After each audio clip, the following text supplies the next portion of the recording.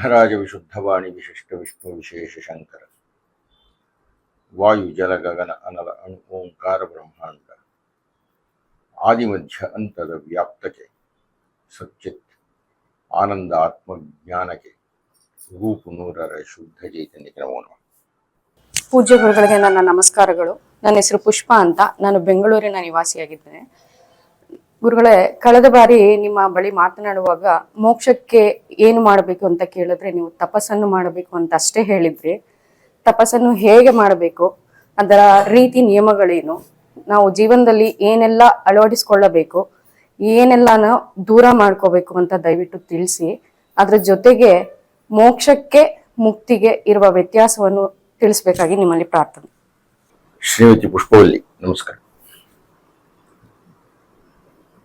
ಹೌದು, ನೀವು ಮೋಕ್ಷದ ಬಗ್ಗೆ ಪ್ರಶ್ನೆ ಕೇಳಿದ್ದೀರಿ. ಅದಕ್ಕೆ ನಾನು ಉತ್ತರವನ್ನು ಕೊಟ್ಟಿದ್ದೇನೆ. ಅತ್ಯಂತ ಸರಳವಾಗಿರತಕ್ಕಂಥ ಯಾವ ಬದುಕನ್ನು ಮಾಡಿದರೆ ನಮಗೆ ಮೋಕ್ಷ ಪ್ರಾಪ್ತಿಯಾಗುತ್ತೆ ಎನ್ನುವುದನ್ನ ಮೊದಲನೇ ಸಂಚಿಕೆಯಲ್ಲಿ ಹೇಳಿದ್ದೇನೆ. ಎರಡನೆಯ ಸಂಚಿಕೆಯಲ್ಲಿ ಭಗವತ್ಪಾದರು ಹೇಳಿರತಕ್ಕಂಥ 3 ಪ್ರಯತ್ನಗಳಲ್ಲಿ ಮೋಕ್ಷಾಪೇಕ್ಷಿಯಾಗಿರತಕ್ಕವನು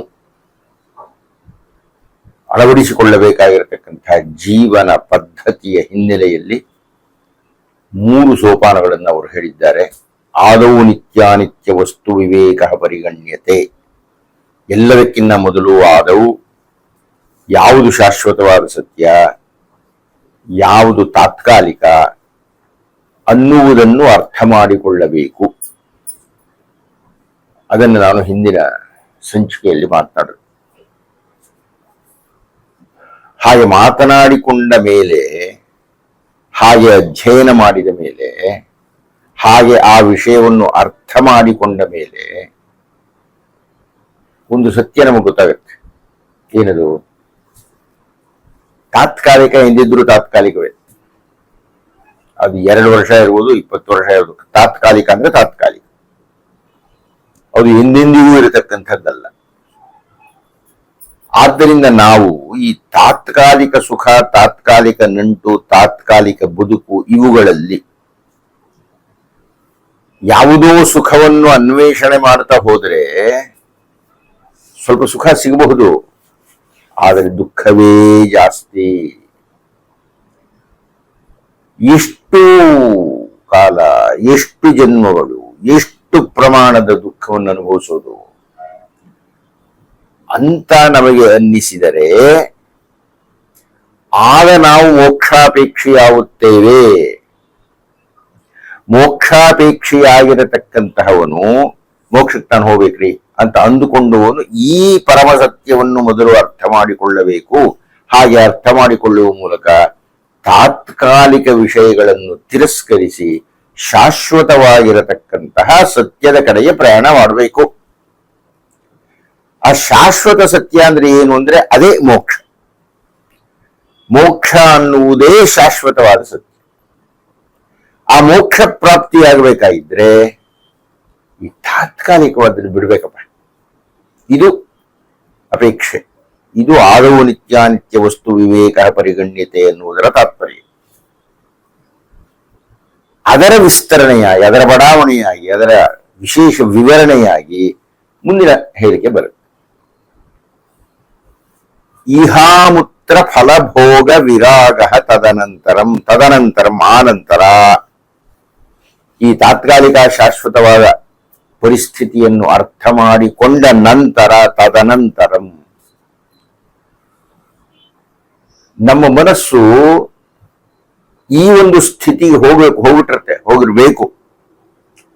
ಮೊದಲನೆಯ ಹಂತದ ನಿತ್ಯಾನಿತ್ಯ ವಸ್ತು ವಿವೇಕ ಗೊತ್ತಾಗ್ತಾ ಇದ್ದಾಗೇನೆ ಎರಡನೇ ವಿವರಣೆ ತನ್ನಿಂದ ತಾನೇ ಬರಬೇಕು. ಹಾಗೆ ಬರದೇ ಹೋದರೆ ಅದಕ್ಕೆ ಮಾರ್ಗದರ್ಶನ.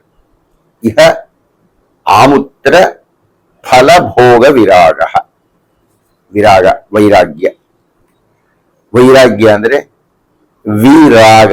ರಾಗ ಅಂದ್ರೆ ಆಸೆ, ರಾಗ ಅಂದ್ರೆ ಬಯಕೆ, ರಾಗ ಅಂದ್ರೆ ಅಪೇಕ್ಷೆ, ರಾಗ ಅಂದ್ರೆ ಇಷ್ಟಪಡ್ತಕ್ಕಂಥದ್ದು. ವಿರಾಗ ಇದಕ್ಕೆ ತದ್ವಿರುದ್ಧವ. ಇಷ್ಟಪಡದೇ ಇರತಕ್ಕಂಥದ್ದು, ಭೋಗದಲ್ಲಿ ಆಸಕ್ತಿ ಇಲ್ಲದೆ ಇರತಕ್ಕಂಥದ್ದು, ಇದನ್ನ ವಿರಾಗ.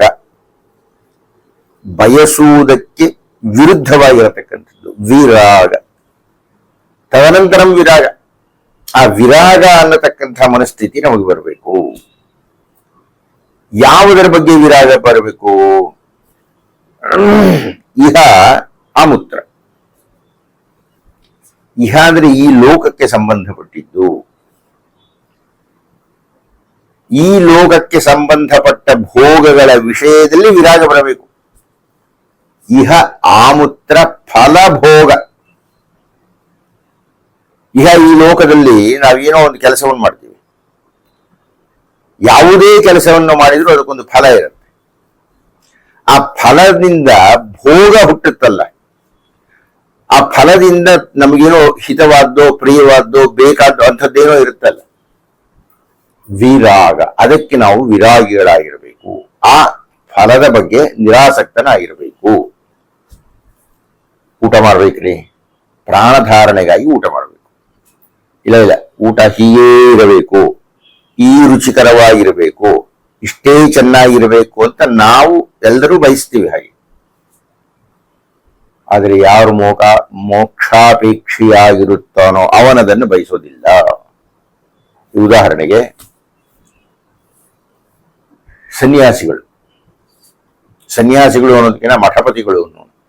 ಮಠಪತಿಗಳಿಗೆ ಬೇಕಾದಷ್ಟು ಭಕ್ತರ ಕಾಣಿಕೆ ಇರುತ್ತೆ, ಆಹಾರ ಸಾಕಷ್ಟು ರವಾನೆ ಆಗುತ್ತೆ, ಏನು ಬೇಕಾದ್ರೂ ತಿನ್ನಬಹುದು, ಭಕ್ಷ್ಯ ಭೋಜ್ಯಗಳನ್ನು ಅನುಭವಿಸಬಹುದು. ಆದರೆ ಮಠಪತಿ ನನಗೆ ಗೊತ್ತಿರುವಂತೆ ಶೃಂಗೇರಿ ಜಗದ್ಗುರುಗಳ ಆಹಾರ ಬಹಳ ಸಪ್ಪಗಿರುತ್ತೆ. ವಿಶೇಷವಾಗಿರತಕ್ಕಂತಹ ಬೇರೆಯವರಿಗೆಲ್ಲ ಕೊಡಬಹುದು, ಆದರೆ ಮಠಪತಿಯಾಗಿ ಆ ಸನ್ಯಾಸಿ ಸ್ವೀಕಾರ ಮಾಡತಕ್ಕಂಥದ್ದು ಬಹಳ ಸಪ್ಪಗಿರತಕ್ಕಂಥ ಆಹಾರ. ಅಂದರೆ ನಾವು ನಮ್ಗೆ ಹುಳಿ ಬೇಕು, ಆ ಖಾರ ಬೇಕು, ನಮ್ಗೆ ಈ ಸಿಹಿ ಬೇಕು, ಅದು ಹಾಗಿರ್ಬೇಕು ಹೀಗಿರ್ಬೇಕು ಅಂತ ಮಾತಾಡ್ತೀವಲ್ಲ, ಹಾಗೆ ಒಬ್ಬ ಮೋಕ್ಷಾಪೇಕ್ಷಿ ಇಷ್ಟಪಡಲ್ಲ ಅಂತ. ಮೋಕ್ಷಾಪೇಕ್ಷಿ ಯಾವಾಗ ಶಾಶ್ವತತೆ ತಾತ್ಕಾಲಿಕತೆ ಗೊತ್ತಾಗುತ್ತೋ ಆವಾಗ ಅದರ ಬಗ್ಗೆ ಆಸಕ್ತಿ ಹೋಗ್ಬಿಡಬೇಕು ಮೋಕ್ಷಾಪೇಕ್ಷೆಗೆ. ಹಾಗಲ್ಲದೆ ಹೋಗಿಲ್ಲ ಅಂದ್ರೆ ನಾನು ಮಾನಸಿಕವಾಗಿ ಸಿದ್ಧ ಆಗಬೇಕು ಅದಕ್ಕೆ ಅಂತ. ನನಗೆ ಇಂದ್ರಿಯಗಳ ಮೂಲಕ ದಕ್ಕತಕ್ಕಂತಹ ಫಲದ ಭೋಗದ ಬಗ್ಗೆ ವಿರಾಗ ಇರಬೇಕು. ನಾವು ಯಾವುದೇ ಸುಖವನ್ನು ಪಟ್ಟರೂ ಪಂಚೇಂದ್ರಿಯಗಳ ಮೂಲಕನೇ ಪಡೋದು. ನೋಡುವುದ್ರ ಮೂಲಕ ಸುಖ ಪಡ್ತೀವಿ, ಮುಟ್ಟುವುದ್ರ ಮೂಲಕ ಸುಖ ಪಡ್ತೀವಿ, ವಾಸನೆ ತಗೊಳ್ಳೋದ್ರ ಮೂಲಕ ಸುಖ ಪಡ್ತೀವಿ. ಅಂದ್ರೆ ಈ ಎಲ್ಲ ಸುಖಗಳ ಬಗ್ಗೆ ವಿರಾಗ ಇರಬೇಕು. ವಿರಾಗದ ಅರ್ಥವೇ ಅದು, ಸೌಖ್ಯಕ್ಕೆ ವಿರುದ್ಧವಾಗಿರತಕ್ಕಂಥದ್ದು. ಹೀಗಾಗಿ ಎರಡನೇ ಹಂತದಲ್ಲಿ ನಾವು ವೈರಾಗ್ಯ ಮನಸ್ಸನ್ನು ಹೊಂದಬೇಕು. ಸಾಮಾನ್ಯವಾಗಿ ಸನ್ಯಾಸಿಗಳು ಕಾವಿ ಬಟ್ಟೆ ಯಾಕೆ ಹಾಕೊಳ್ತಾರೆ ಅಂದ್ರೆ ಬಣ್ಣದ ಬಟ್ಟೆ ಬೇಕಾಗಿಲ್ಲ, ನನ್ನ ಹೆಸರನ್ನು ಬದಲಾಯಿಸ್ಕೊಳ್ತೀನಿ ಯಾಕೆಂದ್ರೆ ಆ ಹೆಸರಿಗೆ ಸಂಬಂಧಪಟ್ಟಿರತಕ್ಕಂಥ ಯಾವ ನಂಟು ಬೇಕಾಗಿಲ್ಲ. ಈಗಾಗಲೇ ಊಟದ ವಿಷಯ ಹೇಳಿದ್ದಾಯ್ತು. ನಿಜವಾಗಿರತಕ್ಕಂತಹ ಸನ್ಯಾಸಿ ಒಂದು ಮನೆಯಲ್ಲಿ ಇರೋದಿಲ್ಲ, ಚರಂತಿ ಅಂತ ಅವ್ರನ್ನ ಕರೀತಕ್ಕಂಥದ್ದು. ಅವ್ರು ಚರಿಸ್ತಾ ಇರ್ತಾರೆ, ಅಂದ್ರೆ ಓಡಾಡ್ತಾ ಇರ್ತಾರೆ. ಅಂದ್ರೆ ಯಾವುದಕ್ಕೂ ಅಂಟಿಕೊಳ್ಳದ ವಿರಕ್ತ ಸ್ಥಿತಿಯಲ್ಲಿ ಆತ ತನ್ನ ಜೀವನವನ್ನು ಸಾಗಿಸಬೇಕು. ಯಾಕೆ ವಿರಕ್ತನಾಗಿರ್ಬೇಕು ಅಂದ್ರೆ ನಾವು ಮಾಡತಕ್ಕಂತಹ ಕಾರ್ಯಗಳಿಂದ ಹುಟ್ಟತಕ್ಕಂತಹ ಭೋಗಗಳ ಬಗ್ಗೆ ನಮಗೆ ಆಸಕ್ತಿ ಇರಬಾರದು. ಯಾಕೆ ಇರಬಾರದು?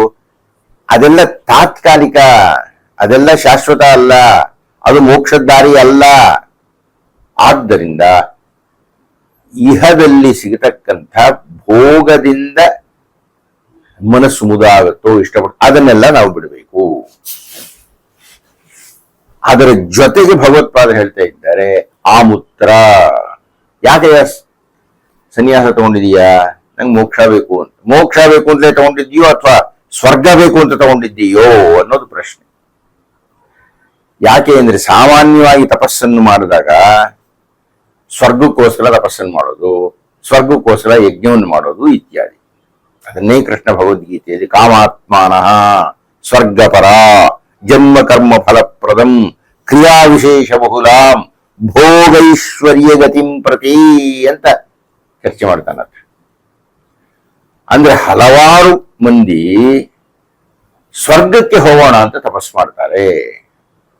ಸ್ವರ್ಗ ಅಂದ್ರೆ ಅರ್ಥವೇನು? ಮತ್ತೆ ಭೋಗ, ಮತ್ತೆ ಸುಖ, ಮತ್ತೆ ಯಾವುದೋ ಒಬ್ಬ ಅಪ್ಸರಸಿ, ಮತ್ತೆ ಯಾವುದೋ ಅಮೃತ, ಮತ್ತೆ ಯಾವುದೋ ಒಂದು ಪದವಿ, ಮತ್ತೆ ಯಾವುದೋ ಒಂದು ಯೌವನ, ಮತ್ತೆ ಇಂಥ ಮತ್ತೆ ಮತ್ತೆ ಮತ್ತೆಗಳ ಒಂದು ಆಶಯ ದಾರಿ. ಹೀಗಾಗಿ ಮೋಕ್ಷಾಪೇಕ್ಷೆಯಾಗಿರತಕ್ಕಂಥವನು ಸ್ವರ್ಗ ಪರವಾಗಿರತಕ್ಕಂತಹ ಭೋಗಗಳನ್ನು ಅಪೇಕ್ಷಿಸಬಾರದು. ಇಹ ಆಮೂತ್ರ ಫಲ ಭೋಗ ವಿರಾಗ, ಇಹ ಇಲ್ಲಿನದು ಮತ್ತು ಆಮೂತ್ರ ಸ್ವರ್ಗಕ್ಕೆ ಸಂಬಂಧಪಟ್ಟಿರತಕ್ಕಂಥ, ಅಂದ್ರೆ ಸತ್ತ ನಂತರ ಸಿಗತಕ್ಕಂಥ ಲೋಕಗಳ, ಆ ಲೋಕಗಳಲ್ಲಿರತಕ್ಕಂಥ ಭೋಗಗಳ ಬಗ್ಗೆಯೂ ವಿರಾಗಿಯಾಗಿರಬೇಕು. ಇದನ್ನು ನಾನು ಅಳವಡಿಸಿಕೊಳ್ಳಬೇಕು ಸನ್ಯಾಸಿಯಾದರೆ, ಮೋಕ್ಷ ನನಗೆ ಬೇಕಾಗಿದ್ದರೆ.